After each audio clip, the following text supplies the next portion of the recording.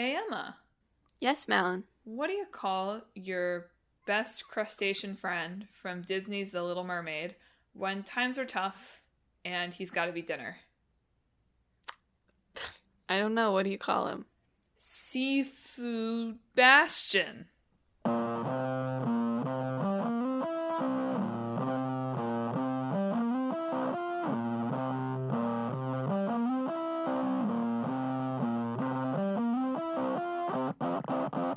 Hello and welcome to Talk This.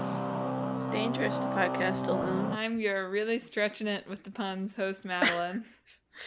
I'm your other host, Emma. You got it? 'Cause it's Sebastian, but now he's seafood? Yes. Yeah. So you didn't laugh. I don't know why it really has to be Sebastian, but I get it. Oh, Seafood Bastion. I just took that as, like, he's your seafood because times are tough, right? So he's your Bastion. No. It's like I get Sebastian, I but understand. it's Seafood Name. Bastion. Yeah. Listeners, did you get it? Are you smarter than Emma? You're not smarter than Emma, but you might have gotten the joke. Anyway, thanks for tuning into the show. This week's games on the podcast, they're in the opposite order of in the quote-unquote joke, but it's Bastion and Sifu. Yeah. So nice short names this week. Yeah. So ready to dive into, Supergiant's first masterpiece? I'm ready. All right. Sebastian, the rare Talk This game that I've actually finished. This podcast really keeps me humble. I'm like, I play some games. And every week it's like, I've not played either of those. But this week I've actually finished Bastion. So it's the first game from Supergiant Games, released in the year 2011. You have probably heard of it. Yeah. I have also completed Bastion, although it was a while ago now. Yes. I think it's been a while for you also, but it has been even more of a while for me. I played it probably 3 or 4 years ago, I think. You, I'm sure, played it longer than that. I don't even know, really. I know I played it. When did I play it? At some nebulous time in my adolescence. There you go. So in Bastion, you play as the kid, moving through an isometric post-apocalyptic world, rebuilding the Bastion, the titular Bastion, with a narrator, of course. Yes. Yes, the fundamental feature of this game is the narrator who narrates everything that you do throughout the game. With wit and responsiveness. Yes, exactly. Passion. The game Bastion that I just made up. You said Sebastian, I think, again. So Sebastian. It's from Disney's film, The Little Mermaid. Bastion made its original debut, or its successful debut anyway, at PAX East. Yeah. Which I guess I now understand why they did that concert at PAX East. I was sort of like, oh, that's a cool thing. I'm sure they said it at the concert, but it reminded me why that makes sense. Yeah. It's a good catch, Madeline. Thanks. And Bastion is universally beloved and sort of has only, I think, in many ways become more beloved over time. Yeah, Supergiant is a very fortunate game developer. Yeah. In that I've never seen bad things said about their games overall. They've not made a stinker yet. I think Transistor, which is their follow-up to this, is probably the most controversial one in terms of spectrum of opinions. But even that one, not heard someone say, I unequivocally didn't like this. Yeah, I mean, they're also a studio that I feel like, and this may just be because I'm more familiar with their output than other indie studios, but has a really consistent trademark style, I think. Yeah. And even though obviously their 4 games are quite different in terms of what they're about and the gameplay experience, that the things that like are there. I think that something, I won't pretend to like be able to have the definitive take on Supergiant's success, right? But like the things that are really their trademark things are not gameplay elements, which you would think sets them up for more consistent success, because they can have that brand without it being like, you're the brawler studio, like you have to make brawlers forever.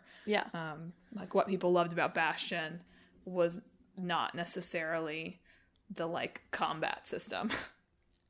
Yeah, and I mean all 4 of their games have like pretty distinct gameplay from each other. I mean, Bastion, Transistor, and Hades are all games that involve combat of some sort, but those are very different types of combat from each other. And then Pyre's a sports game, so... but yeah, I think that they're, I guess, lucky and maybe a little bit unique in that their team has remained largely consistent, their leadership team. Even down to like the people they have, you know, do their music and sing their music, and Logan Cunningham, who's the narrator in Bastion, has done voices in all of their games. So it's like very small things that are consistent throughout, like the sound and the look of it, while they are able to experiment more with like the gameplay elements, and yet they're still easily identifiable as coming from Supergiant. They're the rare group of like successful 20-something friends. Yes. Right? I really think like reading about like their making of Bastion, where they worked in one of their dad's living rooms for most of the development process, and it was about 7 people working on it. I really feel like with teams like that, that doesn't last. Yeah. You know? Like you try it and it's like, wow, we don't get along when it comes to work, and maybe we shouldn't do this again. Yeah. Whereas in this case, the very rare example of it being, wow, we're friends and we work well together. Aren't we lucky? Yeah. I did read, there are tons and tons and tons of different like profiles and documentaries about the making of Bastion out there, right? All of which are lovely and interesting. I read one from Game Informer where it was just striking. Like all of them were like, when I was thinking about quitting my real job to go to this random startup company, I called my dad, and my dad was like, sure, what the heck? You're young. Like all, like 3 different people were like, I called my dad. He said, go for it. So it's like, shout out to the dads of Supergiant for being like, you're young and can probably sustain a financial, like, crisis. Yeah. Anyway, if you've not played Bastion or are not familiar with the game over its, like, 11-year history here, you know, it's like the gameplay... What's so interesting about Bastion is, like, everything about it now is, like, everyone's like, it's a masterpiece. It's a masterpiece.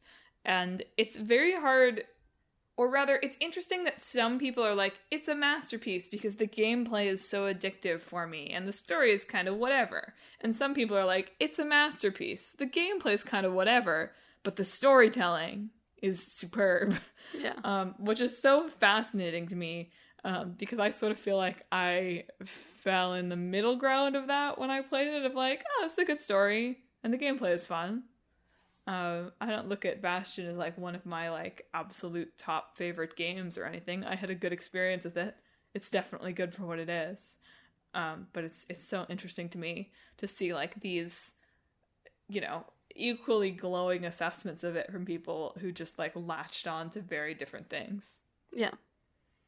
Anyway, in this game, it's like, you know, you have this hub in the Bastion. You spend the first half of the game doing like fetch quests, basically, where you get to choose your weapons loadout, and like as you go, you can kind of like, there's some light RPG like leveling of skills and stuff, and leveling of weapons as you go. But, you just run around this world, this very, lovely drawn world, with your narration and with your music, beating beasts, basically. Yeah. And just, action brawling your way to get your shards to put the Bastion back together and hopefully restore the world from the calamity. Yeah. And you meet some folks along the way, and they have backstories, and you learn more about what led to this calamity. But overall, it's a pretty compact experience, and it's one that if you get really into it, you can kind of come back and keep trying, and building it out different ways in a Hades light kind of way. But I'm just thinking of watching you do that one challenge over and over and over again. I couldn't remember if I did that in front of you. I did get very into one of the, what is it called? The proving grounds. Yes. I couldn't do it. I can't even remember what it was now. I just remember there was one of them that's I kept trying and I couldn't do it. I think it was something with deflecting things, maybe? That sounds familiar. Anyway, Yeah. there are opportunities to extend your experience of the game beyond the story. There are optional backstory, side stories, and these weapons tests basically with each of your weapons. And you can there's a New Game Plus option, and you can put talismans on yourself, kind of similarly to, what are they called in Hades? Boons? Not boons, the things that make it harder. Oh, Pact of Punishment? Yeah, so there's they're not quite Pact of Punishment. Well, I guess Pact of Punishment generally gives you a boost of some kind as well, right? Maybe? I'm not remembering. It's been a while since I've watched Hades. You use that to be able to get the rewards in each boss room again. Right. So these ones have sort of more it's you move faster, but the enemies move faster too, kind of. Or some of them have positive effects in addition to potentially making the game harder. So it could be the enemies do more damage, or they're faster, or, you have fewer potions, that kind of thing. Mm-hmm. But yeah, overall, what strikes me about Bastion is, I don't know, not to, constantly at the end of the show be look how far indie gaming has come, right? But it is interesting to me that it's, this game that has, a strong style and a strong aesthetic, but overall is, just this, mostly this, neat little contained package was, groundbreaking for people. I mean, this is they talked about. I also read that Game Informer piece, and I watched the No Clip documentary. I just watched the first part. No Clip has a 3-part thing on Supergiant on all of their games. So if you're really interested in them, that's probably the best way to learn about them. But they talked about they were playing World of Goo, which I remember playing. Yeah. And Braid and Castle Crashers. Castle Crashers. And I know, when Braid came out, too, people were like, wow, indie gaming. Yeah. And I feel like time has soured people on Braid more than they have soured on Bastion. Yeah. But this was very much not... You didn't get stuff hour-long conferences that are happening right now where it's all focused on indie games and stuff like that. There just wasn't quite as much of a accessible scene for it. Well, they also, in some ways, though, on one hand, there wasn't an accessible scene. On the other hand, there, it was less saturated? Yeah. Yeah, that's I'm fair. thinking of it, it's easier to get into YouTube today, but you won't make it big. Yes, And, that's fair. In the same way here is, they were really one of these, Xbox Live early success stories. Yeah. In a way that is difficult to do in the same way now. Not impossible, but difficult. Yeah. So it came out at that right moment. Yeah. Basically. Yeah, absolutely. Yeah. Yeah, it's been a while since I played Bastion, so my own memories of playing it are pretty fuzzy. But I do, I like Transistor and Hades probably more than I do Bastion. And I know I will like Pyre because I talk on this podcast all the time about how I want narrative sports games. And then whenever one comes out, it goes right on my backlog. So I am the problem. I understand. Yes. I understand that I am the problem. It's on my list. I'm going to play it this year. I'm going to finally get to it. But I mean, I just remember when I played it, and it felt like something I hadn't played before. The spoilers, I guess, but there's the one sequence that everybody talks about of there's this one character that you meet who's kind of your enemy. He like sabotages the bastion that you're trying to repair. And you don't know he's initially your enemy, to be clear. He seems like he's your friend. At this point, he is your enemy. But now you do. Is what I'm saying, yeah. Yes. And you find him being, like, attacked by his own people because, he has not done a great job in the story leading them because Kid's doing a good job, I guess. Something to that effect. And so you save him from that, and then you can either sort of leave him there or you can pick him up and carry him back with you to the Bastion. And if you choose to carry them back with you, you'll get shot a lot by the people around you until eventually they stop shooting and just let you walk out. And yeah, that's a good sequence. I know it's something that everyone brings up, so if you haven't played it, you're probably like, whatever. But it's very good. I don't know. And that's something I've seen in games since then. Thinking about Iconoclasts. Oh man, we can't throw it back to that far early days of the podcast. Yes. Not Iconoclasts again. But that's like, when you have something like that, and then you compare it to something that fumbles it, it's like, oh, how did you do this when someone has already done this so perfectly before? But anyway, I played it and I was like, yeah, that's great. That's what I want to see from video games. So, well, to me, I think the thing with Bastion is that it's the exact right length, it's the exact right size. Yeah. For what it is. Yeah. And they don't try to explain, there's opportunities to, learn more about the lore of the world, sort of, right? But they don't create, more questions than you want people to be asking about that, basically, right? It tells of course, the story it tells has big implications. I don't mean it tells a small story it's one day in the life of an ordinary man kind of small story. Yeah. But it tells a story that can be told in its 10-ish hours, right? I might even be shorter than that. I'm not even remembering quite. But it tells a story that can be contained in that. It tells a story that, is sketched out in the right way. It doesn't invite you to, ask tons of, deep questions about this world. It's more about creating an atmosphere and creating a feeling. And that allows space for those kinds of, punchy moments to exist without it being but wait a minute, that man committed genocide and you're carrying him out, which maybe a version of this story that had more. To be fair, the character that you're saving, I think, is of the oppressed race. Yes. So that's not the perfect analogy, but it doesn't that. I think is a perfect example, right? Of they have this story here that is sort of about a war between it's a war about a war between different ethnic groups, right? Basically. Yeah. But because the story doesn't go too heavy-handed with this is about racial discrimination, right? Yeah.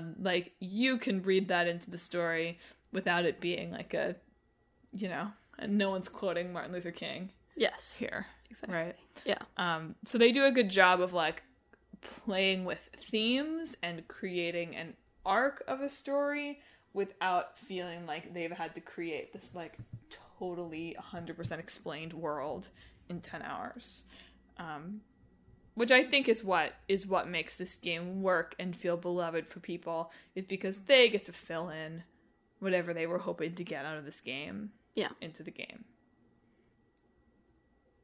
And that's a hard thing to do. So, like, you know, kudos to them. Like, that's probably a harder thing to do than, like, over-explaining the world. Yeah. So, like, well done. And I think that, you know, Supergiant's very audio-centric style lends itself to those kinds of, like, feelings over details games.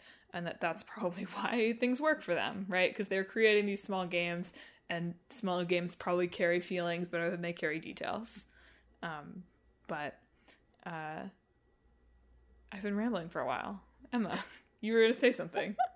I was saying to close it out before we move on, but I was surprised to learn, just because I always assume when indies kick off, like, successful companies, but it wasn't like an instant smash success, Bastion. It did fine, is how they described it, but it apparently had a very steady, like, tail.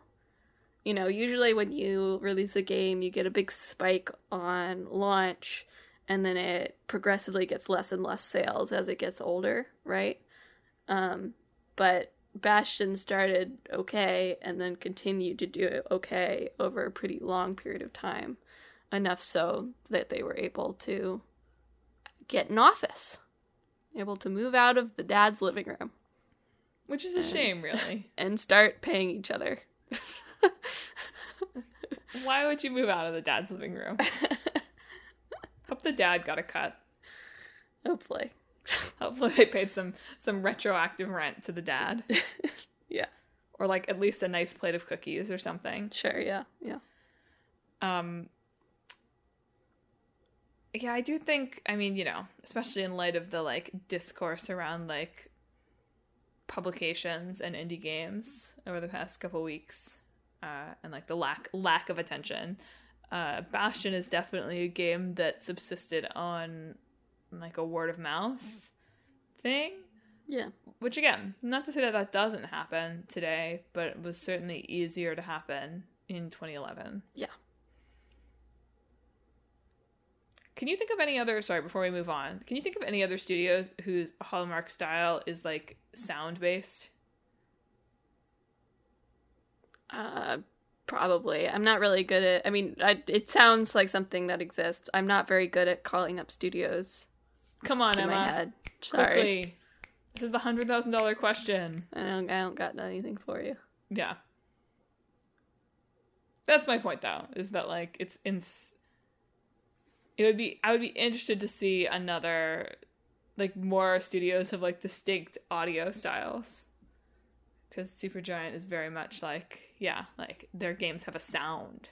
Yes. And well, like, things like Final Fantasy and stuff have a sound. I feel like it's not quite the same. Yeah.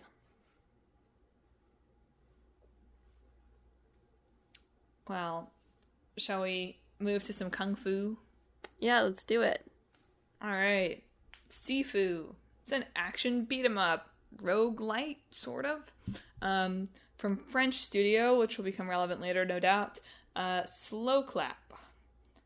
It's their second game after Absolver, yes. Right? Which is like a more of an online multiplayer fighter game. And it's got a funky roguelite vibe, like I said. Yes. In Sifu, you start off playing as a 20-year-old martial artist in modern China. And like we see at the beginning of the game that your father was murdered by like 5 assassin martial artist dudes, including, not all dudes, folks. Yes. Including one who was his former disciple. And he killed you too. Except you don't die. Yeah, you happen to have a talisman, I guess, that was near you or something. That has the power to revive you from death, only it makes you get progressively older every time you die. So that plays into the gameplay. So in this game, right, you're like, now you're 20 years old, you're out for revenge, because it's a big homage to Chinese martial arts flicks. So yes. Of course you're out for revenge, right?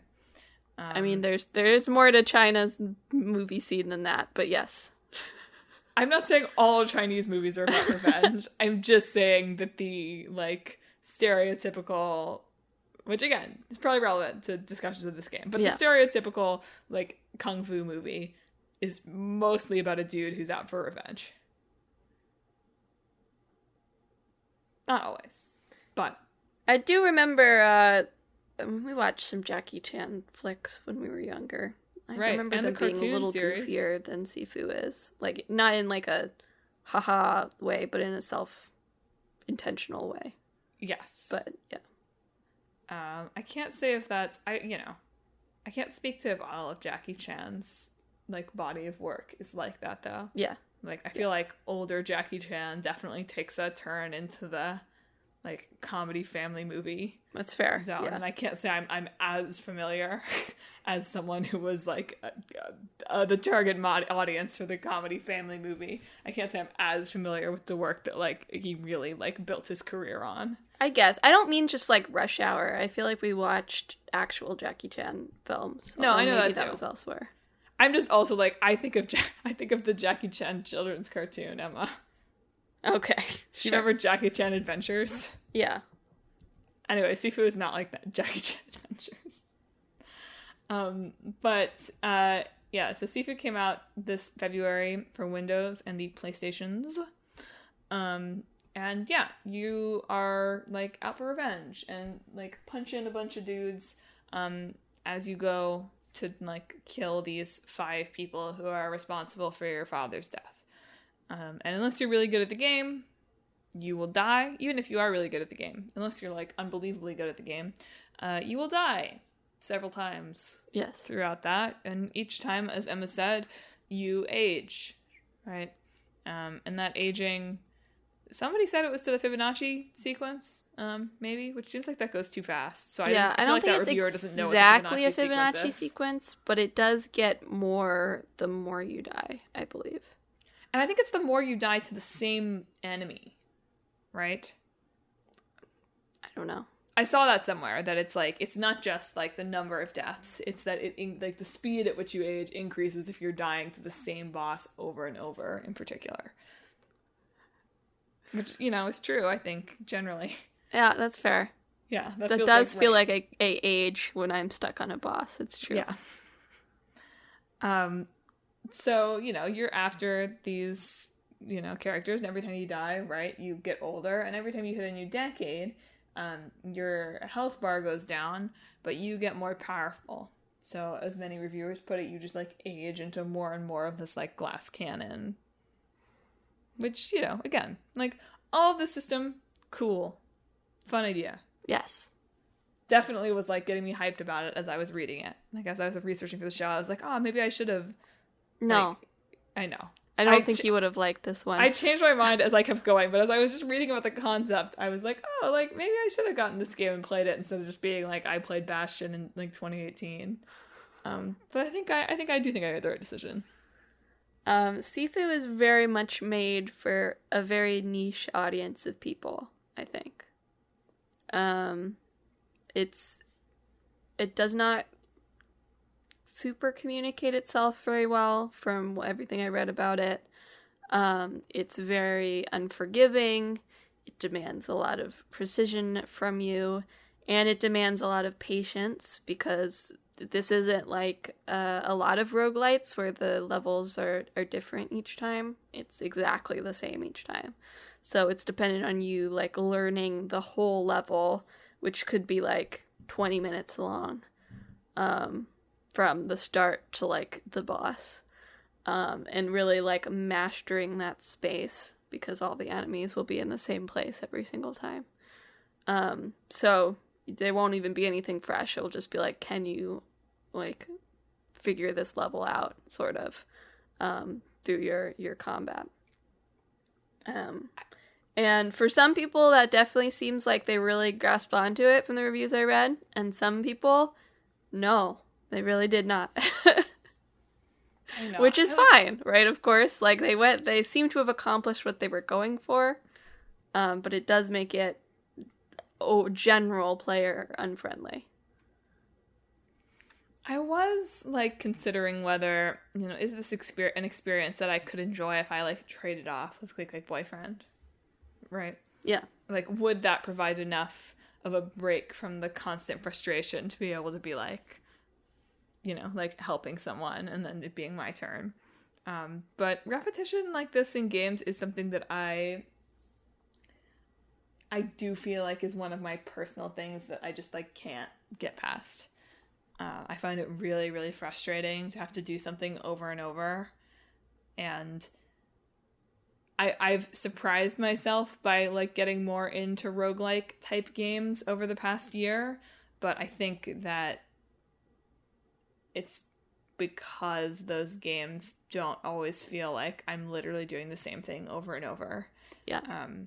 And this one, even the progression from run to run, because it's not really a roguelike. Like, it sort of is, but it's not. In that, like, it's not the procedural generation. In many roguelikes, of course, you can't advance at all from run to run. Yeah.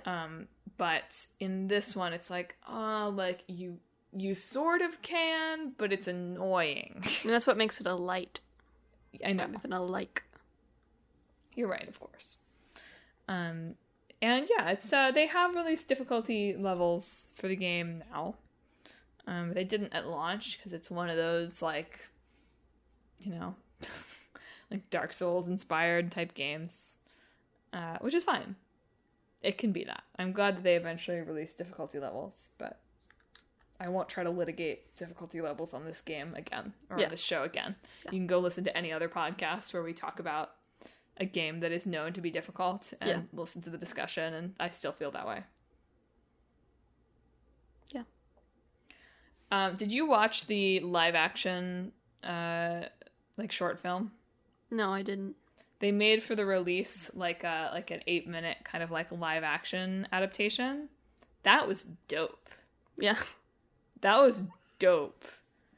Martial arts, spot on.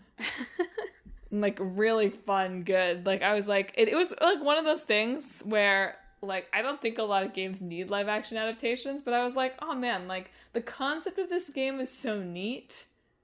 Like, that's what's, like, interesting to me about it, like, the concept. And obviously, so, like, one of the things about the game that is universally praised is it's, like, the martial arts is really good. Yeah. Right? Like, it's impeccably researched. It's, like, feels good when you're doing a good job with it. There's, like, a lot of variety, really accurate. So I was like, man, like, this would be a cool, like, action movie. Like, let's like, have the guy age over the course of the movie. That's cool. Sure. That seems real cool. You could make it a comedy. You could make it really serious. A lot of different ways we could go with this. Man just likes the aging concept, I see, for some reason. I think it's neat. Yeah, it is neat. I think it's a neat gameplay mechanic. It sounds like, based on the reviews, that it is not everyone's cup of tea the way it is implemented. No. But I do think, like, it is kind of like whenever I hear something that feels like a dumb talk this idea for a game mashup, I'm like, yeah, that's right. The Sims meets a beat 'em up. You got it, brother. Yeah, the main thing that I thought was like, well, not the main thing. The main thing is just I know I wouldn't like this game. But one thing that stuck out to me is, like, people talking about how the skill unlocking works, which is, like, you unlock it, and then if you unlock it 5 times over the course of one run, you get to keep it forever. Yeah. But there's, like, no indications of what skills you've unlocked or locked during the particular run that you're on, so you might be trying to do something that you unlocked last run but didn't buy enough times to keep it, and you forgetting that you don't have it anymore. And I think that would probably be frustrating. As someone who has just been playing the Fire Emblem Three Hopes demo, I can't keep track of all the skills they have in that, and that has a UI for me to keep track of, versus just having to remember exactly what I can do. Well, it's also that some of the skills you can only use at certain ages, I think. Yeah. Which, yeah, again, too. makes sense. Yeah. Like, I won't fault them. The system seems to more or less make sense on paper. Yeah. Overall, it just sounds like maybe in implementation, it is sometimes hard to track. And, like, it's a coherent system that just, like, seems to, like, maybe it should have been a little less coherent. Yes. But it's another time loop game. Every game has to be a time loop game. Yeah. Bastion is a time loop game too, actually. If you do a New Game Plus. Yeah. Maybe that's why Bastion is big. Well, you don't have to make it a time loop game. It's sort of like the choice at the end. You're right. You can break the loop. But let's be honest. We all want a time loop. The only thing gamers want. Now they want it to be in space, though. Gamers only want one thing, and it's a time loop in space where they can feel scared. Yes. That's what the gamers want, is what I've learned. So I think that I would have, like, at some point, maybe, like, because I was like, oh, I don't know, like, in the same way as, like, I will probably eventually get Elden Ring, right? Maybe not quite in the same way as that. But in a similar way, I was like, oh, like, the concept of Sifu feels cool. Maybe it's not as hard as, like, people say it is. Like, eventually it felt like the kind of game when it was, like, $20 or less in a sale that I'd have been like, oh, yeah, like, I'll get it. I'll give this a try. And if I hate it, like, whatever. It's $20. But it, some of the stickiness around the like, development process and the not great kind of othering and set dressing-y-ness of just, like, East Asian culture in general made me, like, feeling, maybe not. Yeah. I mean, to the devs' credit, they do seem to have had several Chinese consultants on this. People that they sent it to review, people that they had help with it, people that they got advice from. It's just that I think one person actually working on it is Asian.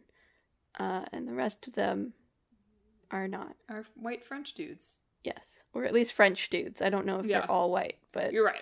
Yeah, it's not fair. Like, a lot of the reviews were like, it's a all-white French team. And I guess I don't actually know that. I think at least the leadership is white men.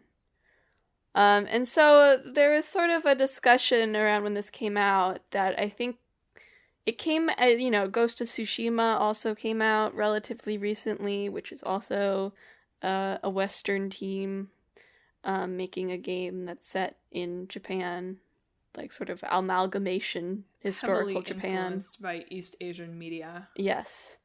And there's just sort of the question of, like, why? Yeah. Why this story for this team? I also feel like they could have made something with the exact same mechanics and even influence from Chinese cinema they really liked or Asian cinema they really liked that wasn't set in China. Yeah, I do feel like Ghost of Tsushima in this, and, I'll say I've not actually played either of these games. Yes. So it may feel different in the playing. But Ghost of Tsushima, at least to me, feels like a game that's like, I understand why this is set in Japan. Right, like, it's the samurai story. There's not quite a parallel to that feels exactly the same. And, like, you really want to make a Kurosawa game. So, like, okay. Here, it's like, at least one review I read was like, this could have been John Wick, and it would have been fine. And so it does feel like, to me, at least in my, like, reading about each of these games, that Ghost of Tsushima is, like, it does feel like it's really in Japan, and, like, there's a purpose to that. Even if they could have made a similar game that wasn't that, and avoided these, like, questions of appropriation, that this one feels much more like, well, like not intentionally. Obviously, these people are big fans and sort of, like, and tried, right? It's not like they're trying to be offensive or it's just, like, sort of sloppily executed, and that the culture is like a more of a costume and a fun style element. And that feels different to me.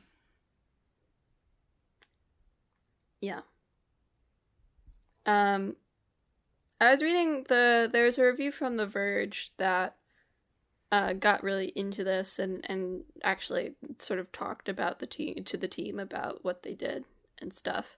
And I thought what was interesting was this one paragraph near the end of, like, if you're a Chinese person in Chicago, you might get more defensive about Sifu than a Chinese person in Shanghai, right? Because if you live in China, you're surrounded by Chinese media and culture and stuff, right? That's around you. Versus when you're in Chicago, we don't really have that much of that mainstream. There's Genshin Impact. There's more than that, and there's, like, the question of, like, well, if a game like Sifu had been made by Chinese devs, would there have been as much marketing and hype for it than a game that was made by a French studio, even if they were both about China? And I feel like the answer to that is pretty obviously probably not. Yeah, I think that's the big problem, is on one hand, theoretically, there's no problem with these French guys who really love, like, Hong Kong action films making a, loving homage to that. And yeah, it's not great that they get a little muddy with, like, the actual Chinese cultural elements, but even in the reviews that are critical of them of that, they're like, but at the same time, it's cool that they, like, incorporated modern Chinese nightlife and, like, an office and things that you don't often see in Western depictions of, like, what modern China is like. And frankly, you don't, like, how many Western depictions do you see of what modern China is like at all? Yes. Right. So, like, these are obviously people who are, like, big fans and trying. Now, I have not watched a lot of, like, classic, Chinese action kung fu films, so take this with a grain of salt. But I would imagine that those films are also, like, quite stylized and maybe not, like, perfectly reflective. And so, like, if you were creating a game that was made based on that, you might make some of the mistakes that these folks made. Yeah. But, like, the trick is, it's like, okay, like, theoretically there's probably, like, there's something, like, so horribly wrong with what they did, right? They were kind of sloppy, but obviously it's coming from a well-intentioned place. Yeah. And wouldn't it be nice to be in a world where we could be like, that's okay? Yeah. But because that's, like, this is the, like, all of the reviews are like, man, it's great to have an action martial arts game like this. There hasn't been a game like this for a while that feels this good. And it's like, oh, well, like, if this is going to be, like, the martial arts game, that is a bummer. Yeah. That it's not, it's not made by, like, almost anyone who this is their culture, and they've not been as careful with it as they should have been. So, like, yeah, it's like, wouldn't it be nice to live in a world where we could be like, oh yeah, like, definitely make your Chinese-inspired game. And we do, because these guys made this game. We do live in that world. Yeah. But it would be nice to not have to be, like, it would be nice to be in a world where these games don't have to carry, like, representing the culture regardless of who made them. Yeah, what it feels like both this and Ghost of Tsushima, and I think what ultimately bothers me a little bit about both of them and games like them is it really feels like these, like, intellectual white guys are like, man, I love these movies, like, oh man, I love the Kurosawa is great, or oh man, all these Asian martial arts flicks are great, and I want to make something just like that, and they don't think that they can just sort of be inspired by the parts they like about that and then make something that is familiar to them, that they have the ability to talk about. Yeah. or just, bring on more people, have, you want to make it, but have, like, your co-director be someone who knows more about it than you do, Well, they don't know those people, though. Yes, that is also the problem, is that there's not a lot of Asian people working in video game development. Probably even fewer in France. Yes. That's the problem with the, like, your game company starts as a bunch of friends model, as most indie game companies do. Or at least a bunch of people who know each other. Yeah.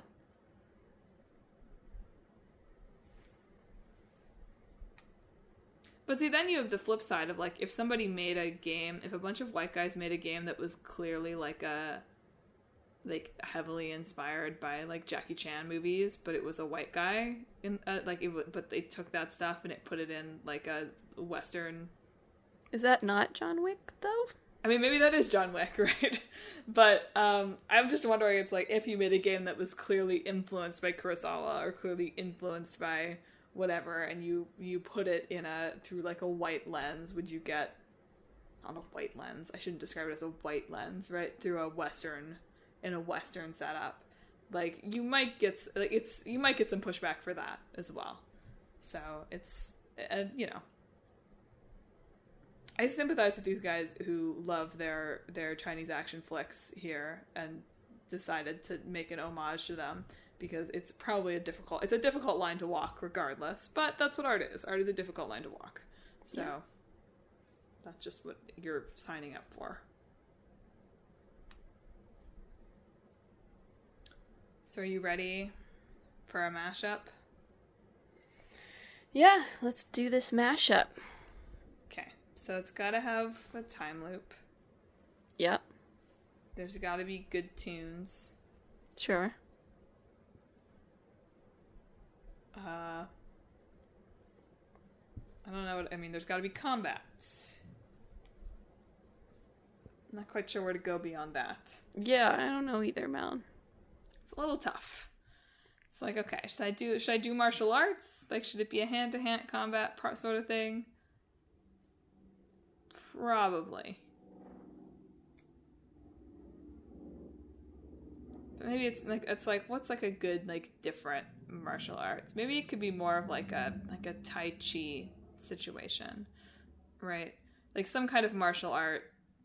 Like they use, what is it called in this game? I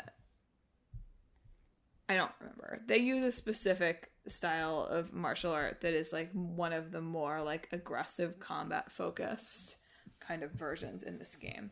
And I wonder if we could make this about something more like Tai Chi that, like, you know, can be used in a combat way, but also can be used in a restorative way, right? Could just make it more of a straightforward brawler, too. That's true. Okay. So it's a brawler.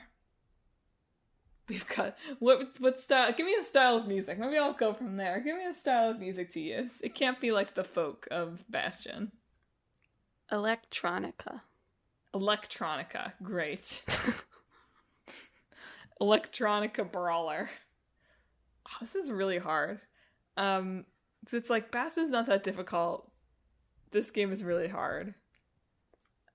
Let's not worry about difficulty level right now. I know. You need to have a concept before you're like, I'm going to make a hard game. Or maybe you don't. Maybe people start from that. I bet you people do. Probably the narrator has to be like the DJ. That's fun. I like that idea. I like having the DJ. I feel like there's room for that to be a more like combative type personality too, of like when you're sucking, they can make fun of you by they can like play. They can be like, you gotta move faster. Here we go. Like we're gonna have the beat. Yeah. I'm struggling to put together a story though, because both of these games have such like absolutely cookie cutter more vibes than anything stories. And that's fine. Neither of these games really need more of a story than that. I don't mean that as a super dig. It's just like, like what's the... Well, it's the end of the world. Let's do that. Okay. Or the world has ended, or whatever. We'll figure it out in a minute. Okay. So we can take that. And you maybe it's like you don't remember what happened, but you're like older than you remember being, like before things happened. So you're trying to age mechanic. Okay. Yeah. Well, you're not going to age. No, I know that, but that's a good way to incorporate that. Is what I mean. And so you're trying to just like it's like just like a straightforward mystery thing, trying to find out what happened during that time to you and to the world. I wonder if you can like jump back and forth, right? It's like all you remember is like your last, like the last day or something, and so it's like, and the DJ is the only thing that's constant between the two of those things. Sure. And so it's like you kind of like can switch back and forth between like you're the old you, some indeterminate amount of time, the older you, some indeterminate amount of time in the future, trying to figure out what happened. And you're the younger you, you know, kind of like going back through what happened. Maybe you remember pieces of it as you go. Yeah. You're like collecting your memories.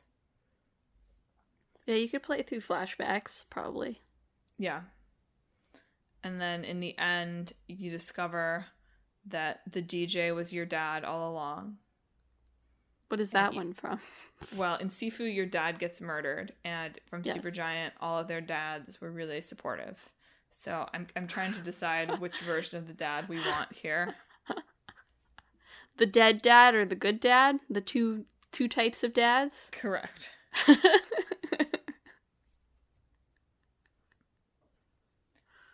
Like maybe like somehow you think the DJ is.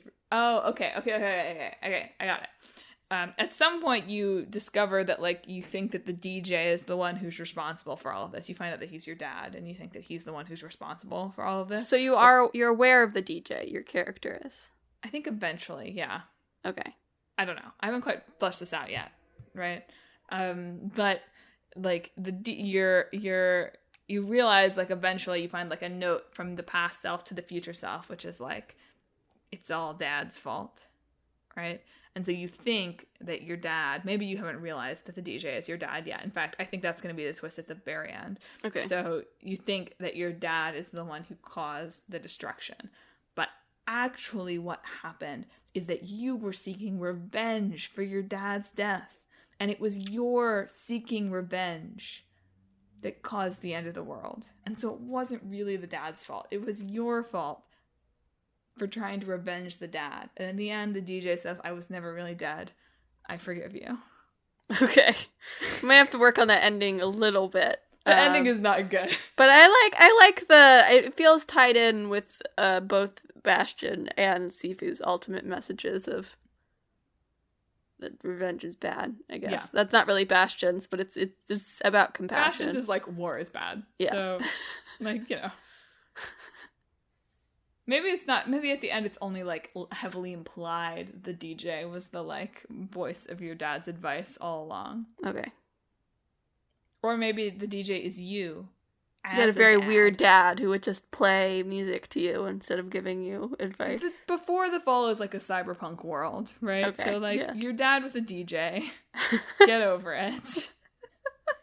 That's your burden to bear. The title of the game is My Dad Was a DJ. My dad that gives it all away. But 70-year-old DJ.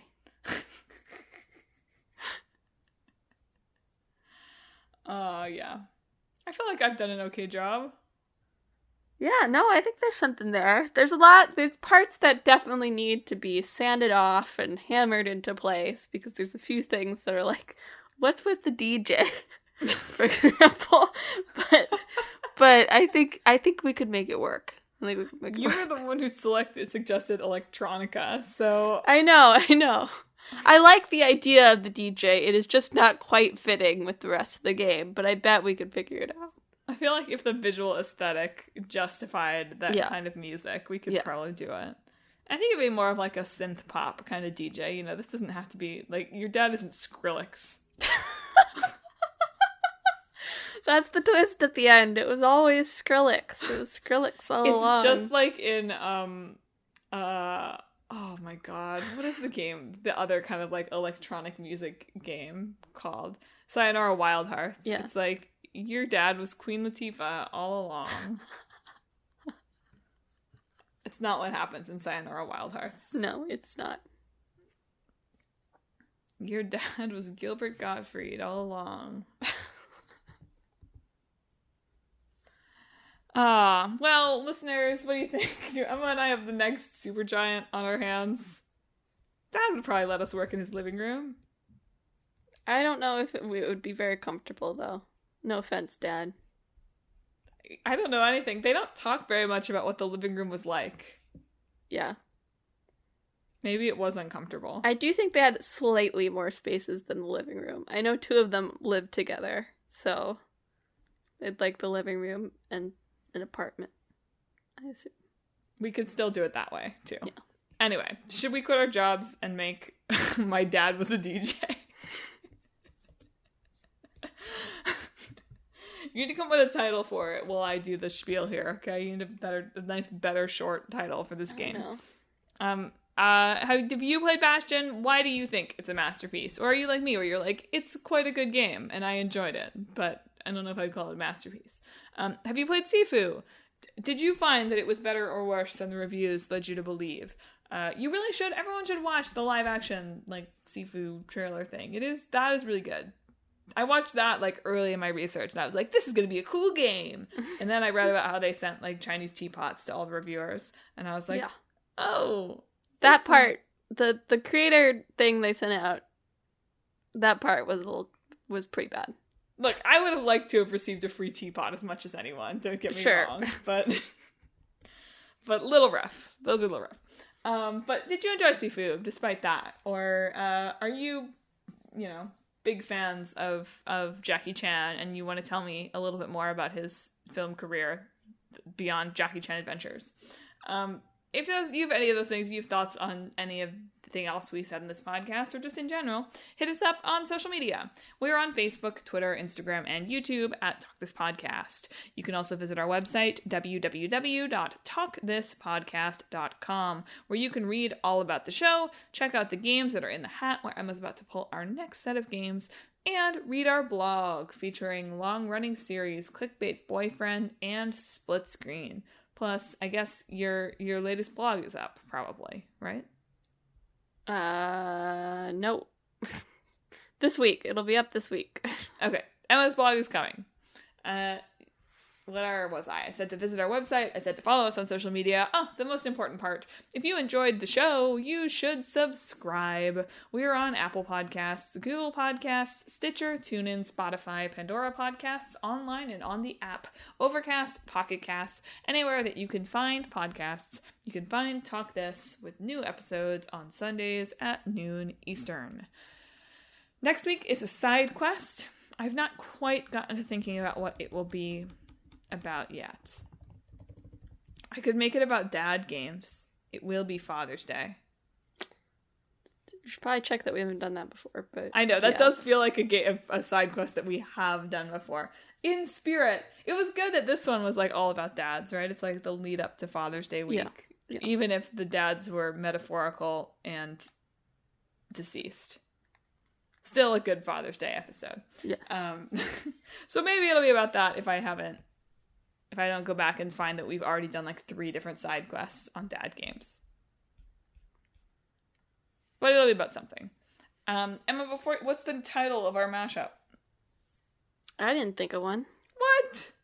What were you doing while I did all of that? I was pulling the games. I got distracted because somehow the old game and new game were Bastion and Sifu again.